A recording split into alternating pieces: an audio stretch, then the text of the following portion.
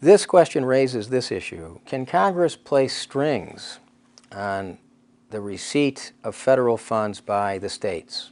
In other words, we, the federal government, will send you funds, but you've got to do certain things in order to earn it. Can Congress do that? The answer is yes, if 5 requirements are met. So here's the list. First, the spending by the government, the Congress, must serve the general welfare. Second, the condition must be unambiguous. In other words, you get this money, states, if you do the following things. The requirement has to be unambiguous. Third, the condition relates to a federal program. Fourth, the state is not required to undertake unconstitutional action. Federal government can't make the state act in an unconstitutional way. And 5, the amount in question is not so great as to be considered coercive. So those are the 5 requirements. If they're met, then the federal government can attach strings to this federal money.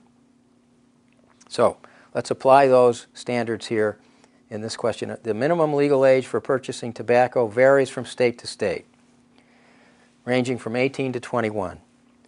In an effort to indirectly establish a national standard, here's what Congress does. Passes a law, reduces the annual federal education funds appropriation or apportionment to the states by 2% for states that did not maintain a legal smoking age of 19. Several states which allow 18-year-olds to purchase cigarettes challenged the law, alleging that it violated the constitutional principle of federalism. What's the most likely judicial disposition regarding this legislation? So you've got the Congress saying, if you want education funds, we're going to reduce the funds we give you unless you raise the smoking age to 19.